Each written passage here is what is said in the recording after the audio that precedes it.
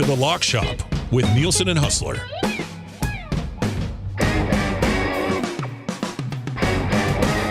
What is up, Lock Shoppers? Welcome to The Lock Shop, presented by Play Alberta, right here on Edmonton Sports Talk, your clear choice for Edmonton sports. Thank you to everyone for listening across our audio streams, EdmontonSportsTalk.com, tune in iHeartRadio, Apple Music, watch it on YouTube, or listen to this on podcast. Matt Owanick in for Dusty today. Huss will join us momentarily, but Matt, I forgot. I made a mistake. I forgot to turn down my headphones from Dusty last being in this spot, and I almost went deaf. I might be partially deaf right now. I don't know how Dusty isn't completely deaf. Like, it is stunning. And I've known this for many years, for probably over 10 years, of how loud Dusty listens to his headphones for a show. I don't know how anyone does it. We added these little knobs to have our own headphone controls, because before the producer, where Trev is right now, they would do it for us. But we added these ones. I'm at, so it's not the full complete circle, but I'm about 20% volume. That's it. I'm at a good level. I could hear myself. It's what I like. It's a good level. I could hear Huss. I can maybe go up a little bit higher, and I'm good. Dusty's completely cranked. And as soon as Trev played the intro for Lock Shop, I think I was deaf. I'm going to, I don't know if this can be heard. Well, no, I was just off my headphones. So you're getting feedback. You're getting feedback. You get feedback. That's how loud Dusty listens to them if I put them close. I feel nothing from mine. I don't get it. And Hernan, I think, is bad too. These people. Why is Hernan looking at me? There's Hernan. Yeah, I heard your name because you're deaf too. With how loud you guys listen to your headphones. I'm surprised you heard that with how deaf you are. I'm surprised you heard I'm surprised you heard your name and were able to come on in, because with where you guys have your headphones, it seems like you just can't hear anything. Yeah. I'm complaining for no reason right now. Well, I am. It was really, I just don't get it. It's not good. It's not good. It can't be good for that. No. I know Dusty just got his teeth checked. Might need to get his ears checked. Well, I think he says he's scared to get his ears checked. Oh, because he knows that it's gonna go bad. And it's like, yeah, well, you probably should get your ears checked. Oh, so not that he's scared to go in, but just for the news he's about to hear. Yes. Yeah. Yes. Okay. Well, yes. Doing what you're doing is not going to make it easier. And if he went in, I feel like it's better to get it checked on now, so you can start working on not damaging your ears even more. I know you guys were talking about the sauna and going to Synergy and putting it as high as possible and seeing who lasts the longest. Yeah. I want to do a thing where let's put the headphones at Dusty level and see between everyone else here and listeners, how long can you last? Yeah. Listening as Dusty listens. It's not good. It's not good. No. It's not good. Lock Shop today. What do we got to get on today? Today, Thursday Night Football. You got the Broncos. You got the Raiders. Tomorrow is the big day that will focus entirely on Week 10 of the National Football League. So what we'll also do today is we'll look ahead to the Canadian Football League and the two games this weekend in the CFL for the West and the Eastern semis, or Eastern finals. We'll talk some NHL, so a few things to get to. A piece of note, just housekeeping business. From the Toronto Blue Jays, they've extended a qualifying offer to Bo Bichette, 1 year, $22.025 million. He has until November 18th to accept, and would net the Blue Jays a comp draft pick if he signs somewhere else over his impending free agency. So just a housekeeping business there. It doesn't mean he's back for one more year.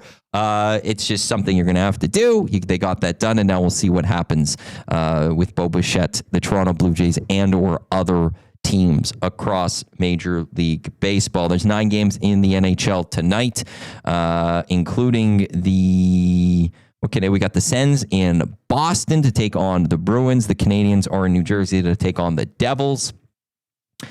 And that's it for the Canadian teams on this Thursday night. With that, let's bring him in. Hustler from Winnipeg Sports Talk. He joins us. Huss, how are we doing on this fine Thursday? What's going on, Owanick? Yeah, kind of an interesting little lull in the week.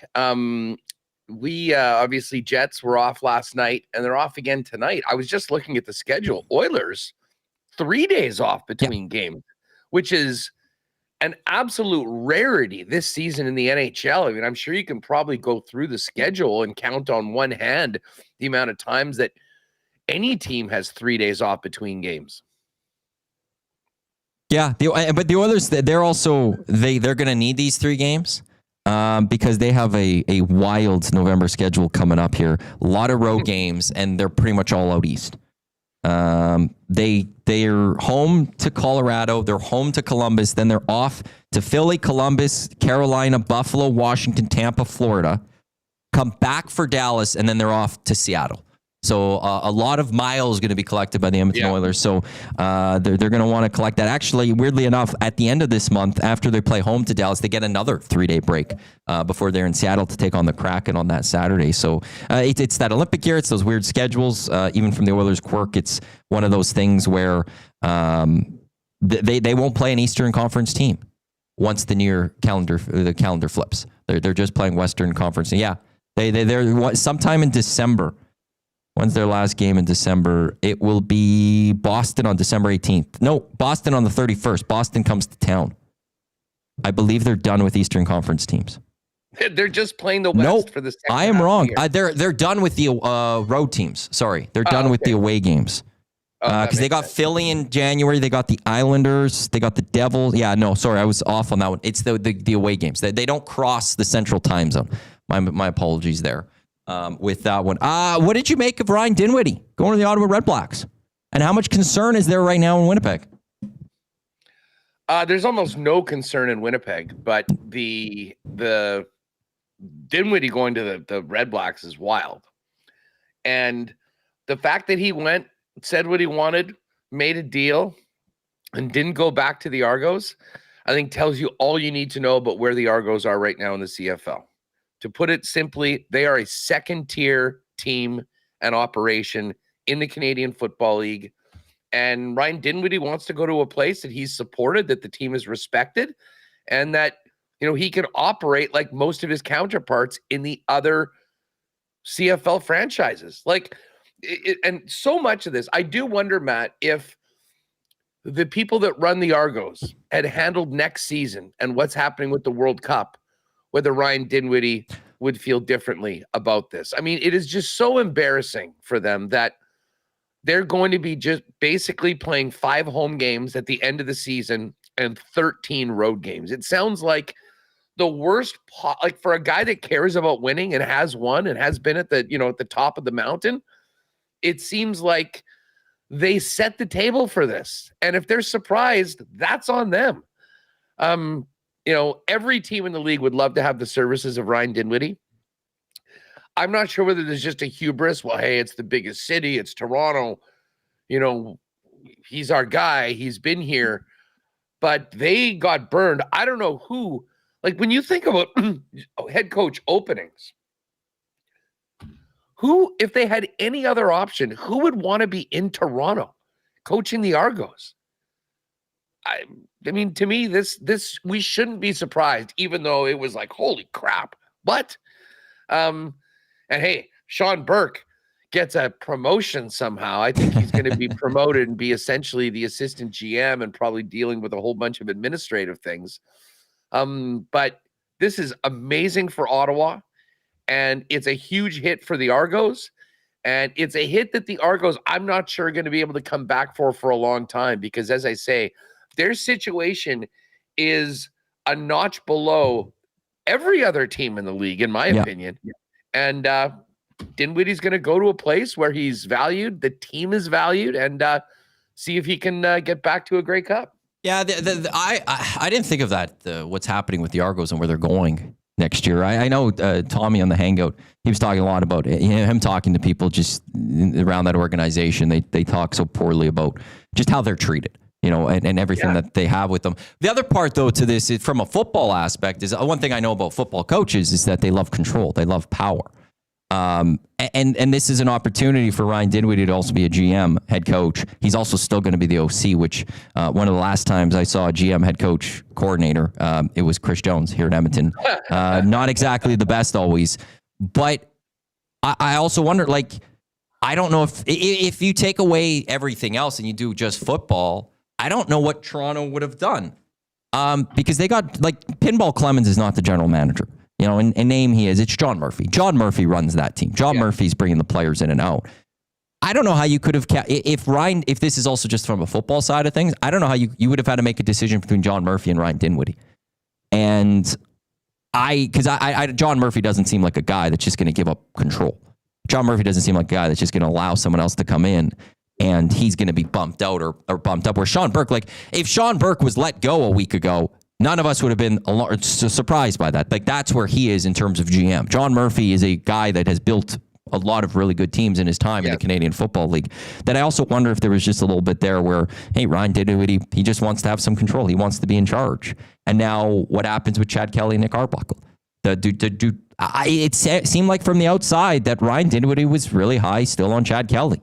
That he said at one point when Nick Arbuckle was playing well that if Chad Kelly, when he's healthy, he's starting. Does John Murphy and Mike Pinball Clemens feel the same way about Chad Kelly? Or does Nick Arbuckle shake loose? Or do they believe in Drew Brown? But I'm just fascinated why you don't think that now Mike O'Shea to Toronto now creeps in?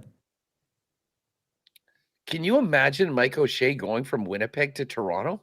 Like based on the situations and the scenarios in both places, you're in the premier franchise right now in the Canadian Football League, business wise, fan support. His legacy here is he just continues to add it as the greatest of all time and the winningest coach in Blue Bomber history. To go to Toronto, where you're an absolute afterthought, treated like a second-class citizen in your own organization. Oh, and by the way, you're not going to play a legitimate home game, which are night and day compared to what you're used to until like week 13 or 14 of the season. I mean, to me, it's preposterous. Like, put it this way, if he would do it, he would have to be wanting to get out so badly and just looking for something else. And I don't think that is the case. I mean, listen, I get, people know that he's got ties to the East. He's from there and all that. He's got big time ties to Winnipeg now, as being here for almost a decade. They're going to be building a statue of him right now. I don't think there is any chance Mike O'Shea is not back as the Blue Bombers head coach. I do think there's some possibilities that there could be some shakeups in the organization elsewhere. We'll find out about who's going to be, is Kyle Walters back as the general manager? Is Jason Hogan back as the offensive coordinator? But I get why Steve Simmons wrote that article because if I'm the Argos, I mean, you're desperately looking for a leader to kind of come in that's experienced, that'll help you move forward. But if you're Mike O'Shea, that to me is about a 2-second consideration because, I mean, you're moving way down the ladder in the CFL. And to be honest, Mike's used to working and being treated in a certain way. And by every account, that isn't the way it is in Toronto. And that's why Ryan Dinwiddie's in Ottawa. What if it's the connection with him and Pinball Clemens? If Pinball gets on that phone, we know how good Pinball is speaking. Maybe Pinball on that one phone call just, hey, we did this together, Mike. We did this. We did great things in the Argos together. Let's do it again. Except let's do it running this team. That's where I think the biggest connection for all this is just the fact that it's Pinball. Yeah, Pinball's there, and could they convince him? I think they'd have to do a lot of work first before they're even in the consideration for a guy with the stature of Mike O'Shea. Okay, I'm going to jump to another part to this then all too, which involves Winnipeg. Let's say Ryan Dinwiddie goes, brings Chad Kelly with him. Nick Arbuckle stays in Toronto. Does Drew Brown interest Winnipeg for the future post Zach Collaros? Yes. I mean, that's I was thinking about this earlier this morning. If Drew Brown was available, would he, first of all, is there another starting job right there, right now in the Canadian Football League that's just waiting for him to walk into? I don't believe there is one. Exactly. So, I mean, that, first of all, if you're going to get starter money and be somewhere for a starter, your career is too short. Guys are going to take that, and I get it. If not, Zach extended for one more year. And I think, as much as the problems with the Bombers were plentiful this year as to why they finished where they did, I don't think you can't talk about Zach and not say that he had some challenges. There was the offense and play calling, all that, sure. But, his play took a step down. I mean, there were some games this year that were far from his standard. So if you said to Drew Brown, Drew, come in on a 2-year deal, we'll pay you well this season as a number 2 guy, and the plan is that next year, where you'll get a significant increase, and you'll have a year to establish yourself as a starter and move forward. They love Drew Brown. They did not want to let him go, but they knew that. I mean, it's simply you can't pay 2 guys starter money. He had interest, and obviously Ottawa paid him. But I mean, and to be honest, I think if you weren't going to be a starter in the league and figured that you had 5-6 years ahead of you and you could do it, I don't think there's a better spot you could be in Winnipeg. First of all, Zach didn't make it out of a bunch of games and missed some time this year. So I think you count on some playing time regardless. And then basically the spot is there for the following year. I mean, the one thing that does complicate this, if you're Brown, is the selection of Elgersma. Yes. In the draft this year. Now, again, he's holding out, waiting to see if he can get another sniff in the National Football League. Well, that's gone on quite a while. But if we get into CFL free agency and the Elgersma thing is still there and he's still trying to find out if he's going to be able to, and listen, there's no guarantees that he's going to be a great CFL quarterback either. Like, the guy's got a gun of an arm and did amazing in youth sports and was drafted where he was for a reason. But I think it would be hard pressed to argue that it's more likely right now today that in 2-3 years, he's a star quarterback in the league as opposed to Drew Brown. I mean, frankly, you'd want to have both of those guys. And if the Bombers are able to sign Elgersma, in the near future, and he's there from training camp and working with Zach Collaros as a bit of a succession plan, maybe that complicates things. But bottom line, to answer your question, yes, the Bombers would be interested in Drew Brown. If there's no other starting spots, I think he'd be very interested in coming back. And I think that might be a perfect way for the Bombers to not only back up their QB1 position with a legitimate guy that could probably go in and help you win some games, as opposed to the way they had to win when Zach wasn't in this year. And then obviously there's a clear path to a starting job once at the end of the season. It's that little bit of that silly time. We have 3 more games left in the CFL. But Ottawa kickstarted all the conversations yesterday, and it's fun. And now we find out what Toronto's going to end up doing. And there's always that trickle effect. If they take, let's say, even just an OC somewhere or a DC from somewhere, where does that lead to? Do they just hire him out? So, hey, maybe a return of Chris Jones to the Canadian Football League. Oh, yeah, I'm sure. Can't wait for our Grey Cup topics next week when we're putting all that together. Hey, let me ask you this, just while we're talking about CFL QBs. You're in Edmonton. Handicap the most likely teams for Trey Ford to be a member of next season in the CFL. If it depends, like he's going to be a backup. I don't know what's the most I don't know where he would go. Here's where I would think he should go. And this is the order I'd put it at if I was him. And it would take a renegotiation. Like, he'd have to restructure his contract because he's owed a 6-figure bonus by February or something like that. That's not going to happen. And no one's going to pay him the contract that he has the rest of the way. Number 1 would be BC. If you're Trey Ford, what starting quarterback out there has similar traits to you that you could sit there and be like, I'm close to them? And that would be a selling point for that team of, hey, we bring in, if anything happens to Nathan Rourke like it did earlier this year, where are we going to go to? And Jeremiah Mazzoli's not the answer out in BC. If I'm Trey Ford, I could do what Nathan does. I could run better than him. He throws better than I do. I could be with the Buck Pierce, who has done great things with quarterbacks in the Canadian Football League. I could learn from him. That is the one spot that if anything happens to Nathan Rourke, I could run that offense. Like that's Trey Ford. That would be the number 1 spot. The big question, then Ottawa would be another one. He closer to home, out in Ontario. We don't know who the quarterback is in general. But even let's say it is Chad Kelly. The one thing about Chad Kelly is we have not seen Chad Kelly play since this injury. That was a gruesome injury. And we don't know if he could still be the same Chad Kelly that we saw prior to that, which is one of the best quarterbacks in the Canadian Football League. So there's a spot there for you. And then I think if you're Trey, you've got to now kind of get with that reset and go to those places if you can, where how much longer does that starter have? And what are they thinking? And I guess Saskatchewan would be one. Whereas, do they believe in Jake Maier? Do they believe that he's that guy, or can they look at Trey maybe and that you could build him? But the other one I would say is down south from here in Calgary, in that they were high on PJ Walker going into this season. They brought him in. PJ Walker did not look good this season in place of VA.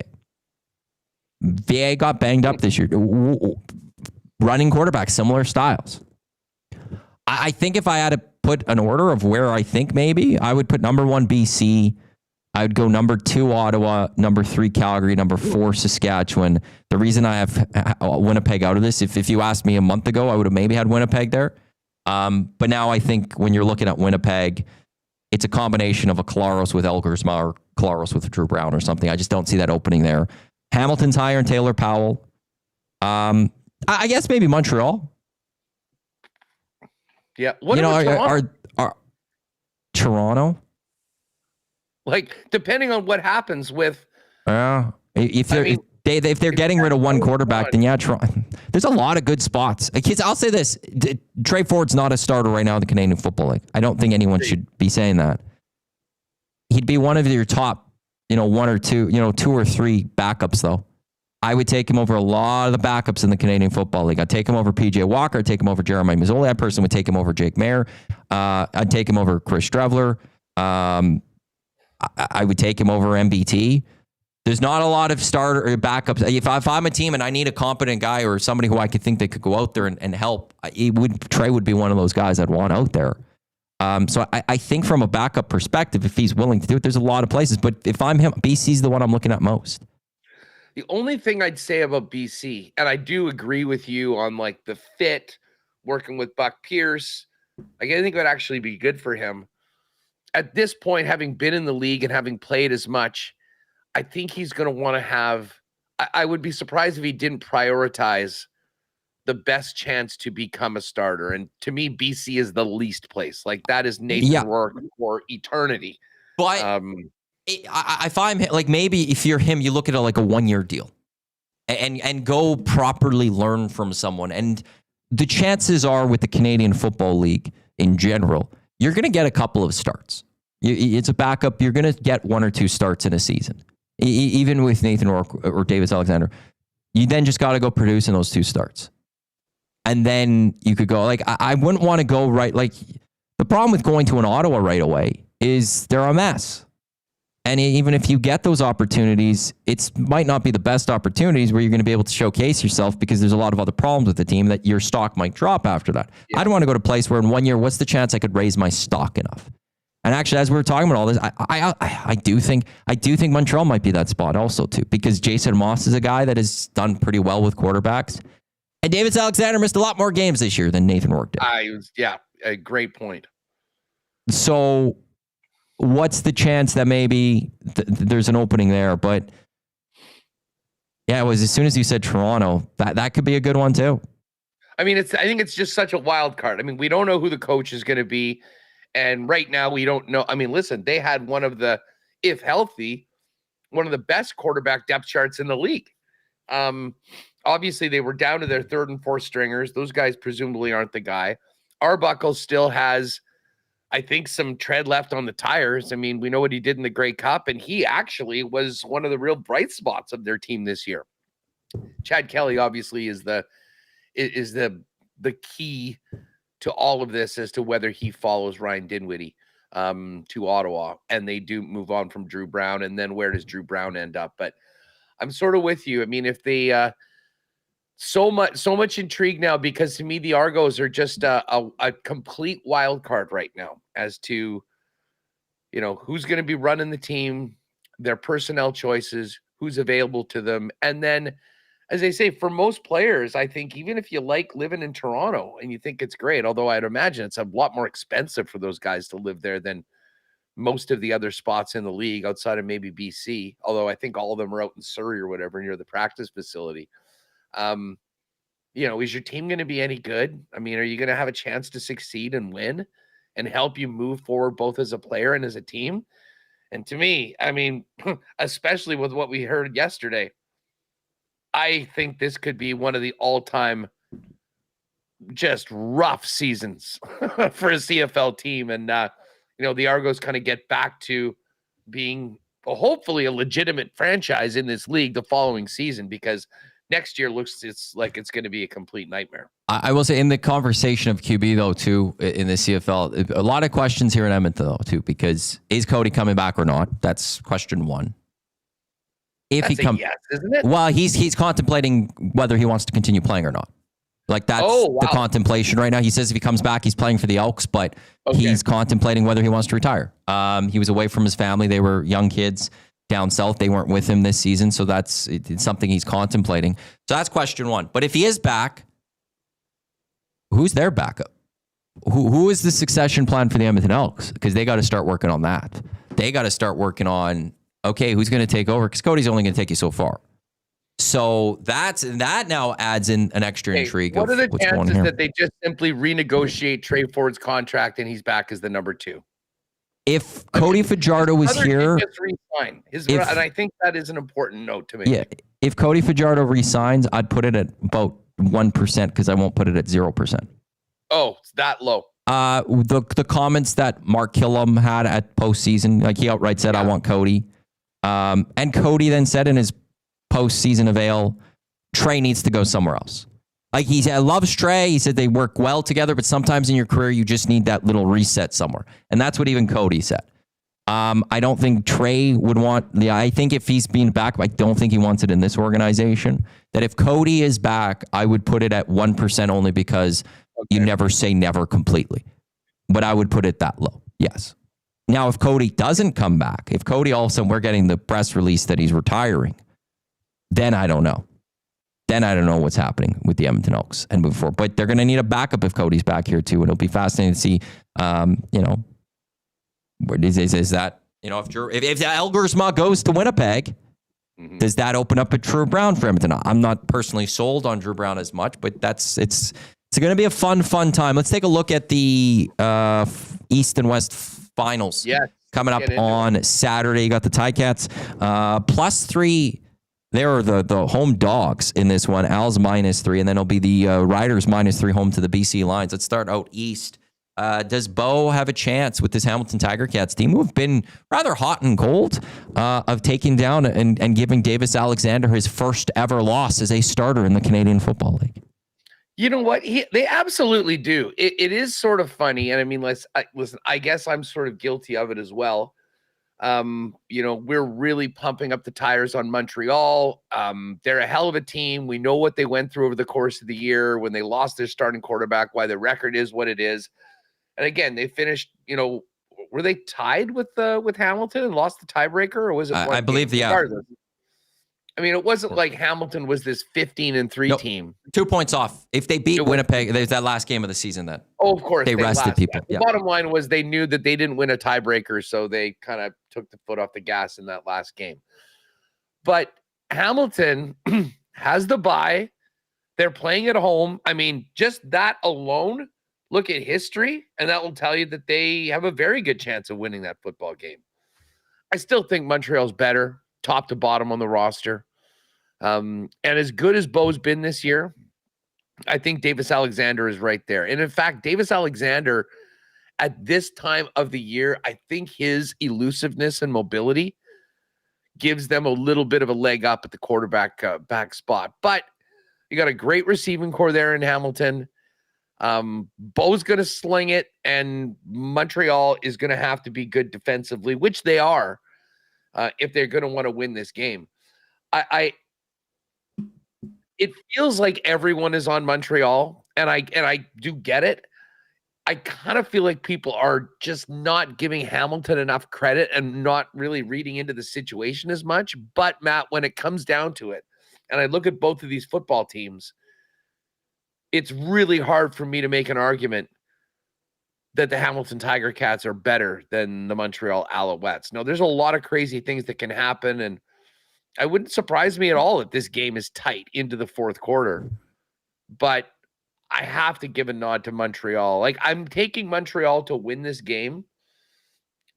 And I guess, gun to my head, if I had to take the spread, I guess I'd go with Montreal. But I think it's a fair one right now.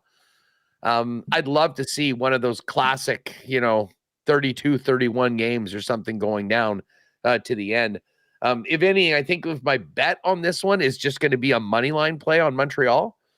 But I do think people are underestimating the Ticats a little bit, and the advantage of having the bye and the advantage of being at home, knowing that they were probably playing Montreal and getting ready for a team that they already know quite well. Yeah, it's also old guard versus new guard. Davis Alexander's yet to play in that playoff. Bo knows how to win in the playoffs. He's done it. He's done it quite a bit, and he's done it quite well. One of the better ones to do it. So he's going to be ready to go. He's going to be fired up. And maybe it's just the one game that's standing out in my head, but there was this stretch, when Hamilton had such a poor run this season in August. They lost, I think it was 5 straight, almost was 6 straight, or was 4 straight, and then almost was 5 straight if the Elks could have beaten them at the start of that. And then it's just that Winnipeg beatdown that we saw just a month ago or whatever, where it was 40-3. And the Blue Bombers, who themselves were hot and cold this year, that was one of their hot games, and they just absolutely dominated the Hamilton Tiger Cats. But I'm with you. Like, the one thing is, it seems the Owls, they're a team that will allow a team back in it. In games where they're maybe going to run away with it. I could even jump all the way back to the start of the season. Now, there was an injury in this one, but the Owls were dominating the Elks. And the Elks, it was a closer football game come to the fourth quarter. Last weekend, we saw just how quickly some things can turn when you have a veteran quarterback, but a team that does know how to win. And we saw that the Alouettes dropped the ball, or allowed the Bombers. They lost the lead in that game. After having such a massive lead at halftime, they lost the lead at a point in that one. 5 minutes. Absolutely. So I don't see Davis Alexander and this Owls team falling, but I do see, even if they get off to a good start, that the Hamilton Tiger Cats, who, look, Scott Landrich is also just an outstanding coach. There's a reason he went to the NFL twice in various roles. There's not a lot of coaches in the history of the CFL that get jobs with NFL organizations. Scott Landrich is that good. He'll have this team ready to go, and I think it will be a close one. Here's the question, Matt. Can the Hamilton defense keep them in that game? Is it, to me, I got a lot of respect for the Hamilton offense, but to me, that's the one. And maybe this is me thinking back to, the Bombers putting up 40 on them in that game. They've looked bad at times. I think of what the Argos did to them, like in the Labor Day game, as we came back. If you're taking out special teams for a minute, which you shouldn't do, and could be a huge factor in the game. But if you're just looking at the two offenses, I think they're both really good. And I'm even here. If you want to give me the argument that, the Hamilton offense at home might have a bit more juice, I can handle that argument. I have a hard time looking at the two defenses and thinking that Hamilton will be able to handle Montreal's offense the way that Montreal might be able to kind of put up some roadblocks for Bo. Yeah, to me, it's the big thing for the Hamilton defense will be, it's not as much them, does Davis Alexander get a little bit of the stage fright that we have seen from quarterbacks in the playoffs in the Canadian Football League. And you could go a number of years ago, 2 years ago, I believe it was, Chad Kelly, MOP that season. Awful first playoff game. Horrendous first playoff game. 5 interceptions. It was awful. And he was great that season. The Argos were great that season. And he goes up and he blades that type of dud.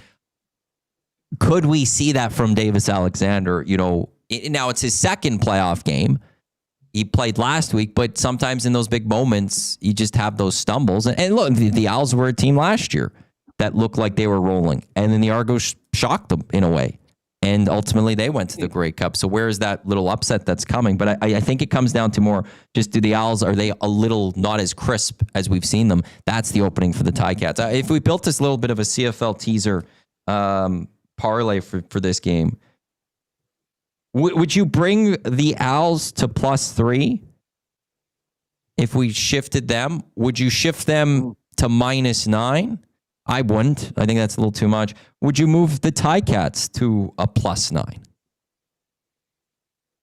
To be honest, instead of doing a tease, I think I'd just go Alouettes money line. Straight up, Al's money line? I mean, as I say, because I would love to see this be a close game. I don't think Hamilton runs away on if they win. I don't think they're going to be winning by 15 or whatever against Montreal. But at the same time, I do see a possibility that Montreal make it work. Listen, my favorite bet in this game, I think, is going to be the over 53.5. I mean, I was kind of kicking that around on WST. Looking at these two, and we'll get into this in a minute. I've got a real tough time, looking at that point spread. The fact that it's now gone. Are you getting 3.5 for Saskatchewan right now? Still 3. Oh, still 3. Okay. Yeah, Saskatchewan's still. I'm just refreshing my page to see if anything has changed. Yeah, I still got Montreal -3, Saskatchewan -3.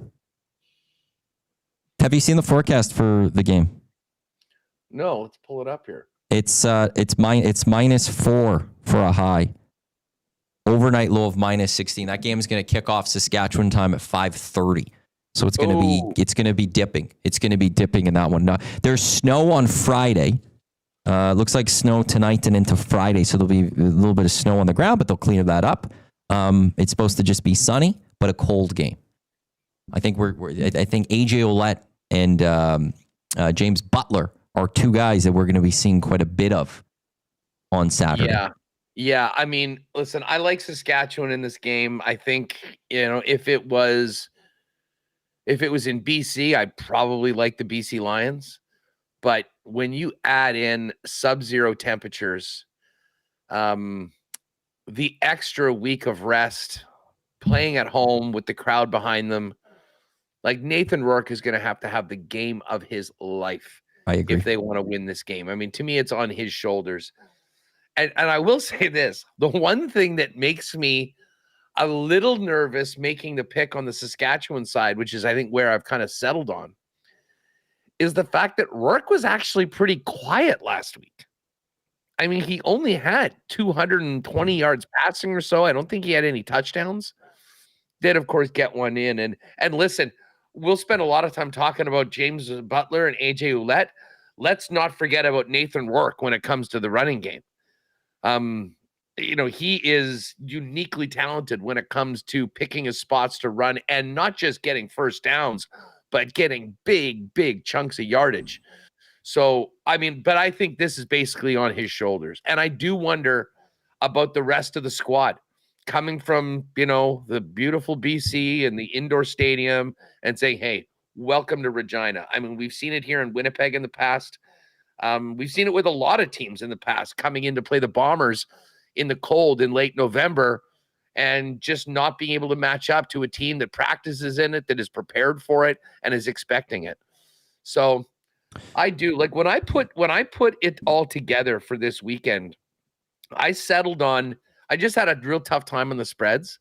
I settled on Saskatchewan and Montreal on the money line. And then thinking about putting in a parlay, I think I like the points, the over in the Montreal Hamilton game, just because of, both of those offenses are able to really go up and fire it. So that's, I think, kind of where I settled in. But I'd certainly be open for other suggestions if you want to tweak that or go a different direction when we're putting something together for the people.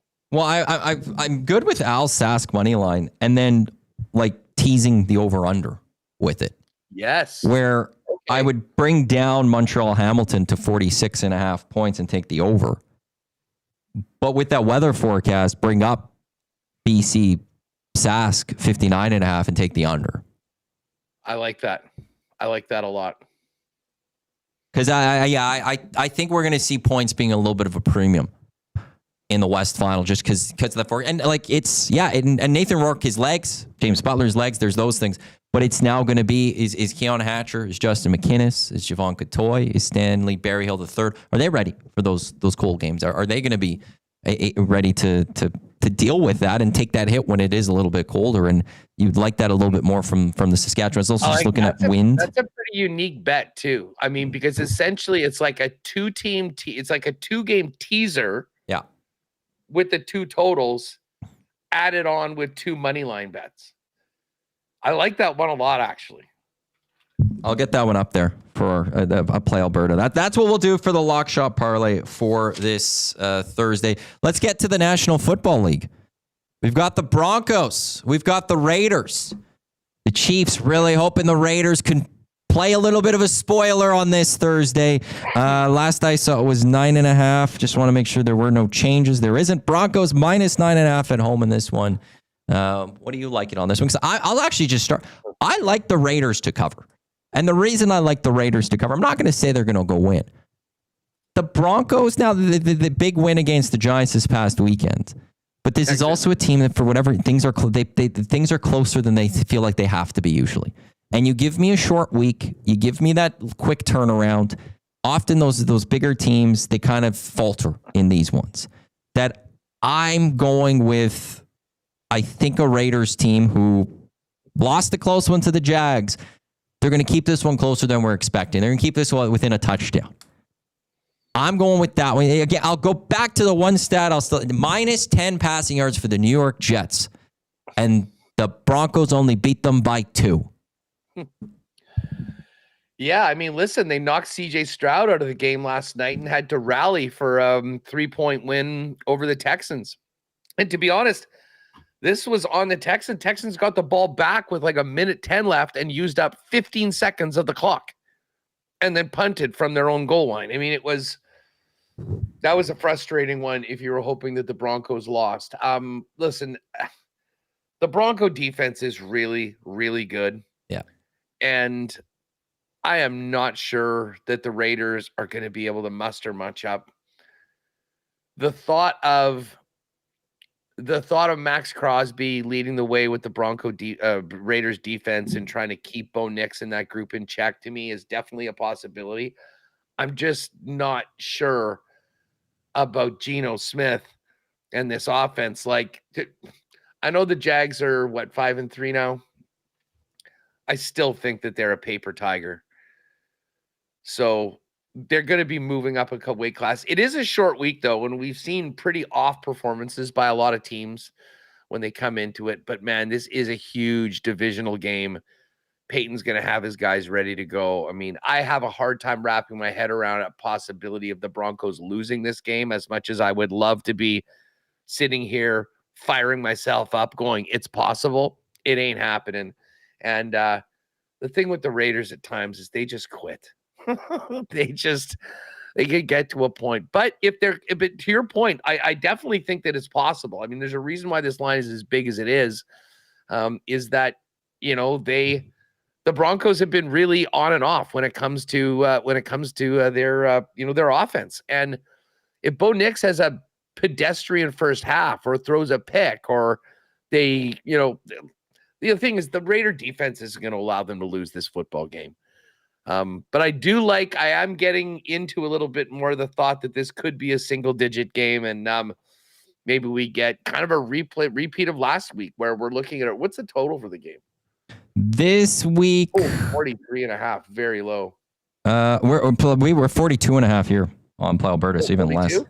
Yeah. Or it's 42.5, 43. Man, there are some low totals in the league this week. The Jags-Texans game is 37.5. The Saints and the Panthers is under 40 as well. Jets-Browns, 38. Holy smokes. Yeah. Is this Broncos defense good enough to win a Super Bowl? Last time they won a Super Bowl, they had Peyton, but it wasn't Peyton. That was an unbelievable defense. Von Miller was the MVP at that game. Do they have a good enough defense to carry them to a Super Bowl? I think the AFC is too good. Like, I just think that with teams like the Bills and the Chiefs there, that, you know, you're going to need to be able to put it this way. If their offense was at a certain level, maybe steps up a bit, then Like, put it this way, there's a lot of teams that have won Super Bowls with defenses that aren't as good as Denver's right now. I'll give you that. So I guess the answer is yes, if a lot of other things happen. I'm still not totally convinced in Bo Nix. But this is like a generational defense type thing that it doesn't matter. It's not them. They're not that status. Yeah, like this isn't the Ravens in 2000. At least right now. I mean, they're young, right? I mean, they've got the best corner in the game in Patrick Surtain that basically just absolutely shuts down the top receiver on the other clubs. They can get to the quarterback. And it's a perfect start. I mean, Peyton's done a great job of building from that side because you need to have that sort of support for a young quarterback. It would just warm my heart if Bo Nix just went out and shit the bed tonight. Like a nice, like two, 3 picks in the first half, maybe a pick 6, and all of a sudden the Raiders are there. But as much as I try to convince myself of it, I don't think that will be the case. But man, it's such a big number. I mean, they certainly are sort of, if you want the Broncos tonight, you're paying a price with that -9 did you say 9? 9.5? -9.5. Yeah, 9.5. I mean, we're talking 3-point win over the Texans last week, 20-point win over the Cowboys, 1-point win over the Giants, 2-point win over the Jets, 4-point win over the Eagles, a 25-point win over the Bengals in this run of 6 straight victories for them. But then to start the season against the Titans, an 8-point win. So, well, the common denominator there is that if you have any sort of a defense, the game's been close. If your defense is absolute trash, the Broncos will beat you by 3 touchdowns. Can I throw one thing out there, though, too? Is this a trappish game for the Broncos? And are they looking at next week too soon? Because next week, is that the 16th next week? Yeah. Yes, it is. And it's your Kansas City Chiefs. It is the Chiefs. It is the Chiefs. Do they do the little? You get a 10-day break. Do you look a little too ahead to knowing? Okay, we've got this big game against the Chiefs where we could really just knock them out of the divisional picture, and they overlook who they're taking on tonight. Non-zero chance of that. I mean, there could be a bit of it. I mean, listen, this isn't a really experienced team. And I think there is that carrot of, the weekend off and everything going forward. And I mean, listen, I don't think they've got a lot of respect for the Raiders. I mean, I know they're a rival in the division, but they think of themselves in a whole nother tier. I guess maybe that's a possibility. I mean, the Raiders, this is what the Raiders have done defensively in the past few weeks. They lost 30-29. That was an overtime game. They got beaten as badly as anyone's been beaten by the Chiefs at Arrowhead. They gave up 31, and they basically started kneeling the ball midway through the third quarter. They beat the Titans 20-10. But then at the Colts, they gave up 40. At the Commanders, they gave up 40. They lost at home, giving up 25 to the Bears, 20-20. So the first couple of weeks, the defense wasn't too bad. They've gotten gashed quite a bit lately. If anything on this one, I think it's maybe a bit more of a prop game. Guy that I do love is Courtland Sutton in the receiving yards. Let's see what his number is for tonight. And by the way, how about the return of Brock Bowers last week? Yeah, it's the reason Brock Bowers' return is the reason I lost to Dusty in fantasy football. Yeah, he packed a month worth of points into one game because he'd been gone for that long. See, I'm thinking about the Sutton receiving props, but then there is part of me that thinks, are they even going to need to be throwing in the second half of this game? Who's been sneaky good the last couple games that has really driven you nuts if you were on J.K. Dobbins touchdown or rushing props? Is this R.J. Harvey. And as a rookie, he's been getting more and more. He had 3 touchdowns 2 weeks ago. He's been getting more looks, both rushing and receiving. Like, he has had some big catches. I don't mind maybe a couple of RJ Harvey props because I think as they continue to try to get him acclimatized, experienced, making plays, a game like this against the Raiders perfect time to maybe give a few more touches to a rookie that's already been emerging, and make him even a bigger part of the offense. So, whether you want the rushing number, which will probably be in the mid-20s, or a combined rushing and receiving number that'll probably be in the mid-40s, I think the RJ Harvey number is actually something that I'll be getting on. I'll be getting on tonight. And just a quick thing, Bo Nix rushing yards has been one of the more interesting props of the year. He has had some big runs. My theory on the rushing prop, Matt, is that you take the rushing props in games that are going to be tight, that are going to be potentially going to be down, because it sort of forces the quarterbacks to, on that third down, find a way. And Mahomes is the perfect example of that. I mean, in these games like against the Raiders, doesn't even run once. All of a sudden, you're in a big time game or a playoff game, and it seems like every third down, the guy's running 6 or 7 yards for it. So I would stay away from the rushing prop for Bo Nix in this game, because, I mean, what are the Raiders going to be able to do, except the fact that Max Crosby has a motor that literally never stops. He is never out of the game, and he can be a one-man wrecking crew to get into that background. So maybe Bo Nix has to run a lot more than we normally expect him to do in a game like this. His number is in right around 20. If you're taking a Bo Nix over, and I'm thinking about doing it, it is just out of respect to Max Crosby, who is still one of the best in the game and did not get traded at the deadline. As much as tomorrow said we thought he was going to be. Tomorrow, we'll get through the rest of Week 10 of the National Football League. Not sure if Dustin will have time to jump on with us, because he'll have sit-downs again, I believe, but we'll see tomorrow. Haas, what's coming up on WST in about 8 minutes' time? A lot of puck. Chris Meany from NHL Fantasy is going to join me. He's going to have a fun year. We had a couple days off with the Jets, so we're going to kind of get around the league with Meany from NHL.com. And then Muratatesh and Kevin Sawyer are both going to jump in and join us from the Shark Tank in San Jose, where the Jets are playing tomorrow night. How about that? Macklin Celebrini leading the National Hockey League in points today. Oh, and by the way, I want to thank Duck Dad for pointing out that if the San Jose Sharks are playing, we take the over. And it was weird that over had, it was 6.5 when we were on Lock Shop yesterday. It went to 6 and the over was juiced a little bit. I ended up getting plus 110 on the over 6.5 goals in the game last night. And the Sharks popped 2 early in the third period, even with the late start, was able to chalk up the W with 15 minutes left in the game, go to bed early. So Duck Dad, as always, thank you. Great play. I rode with you.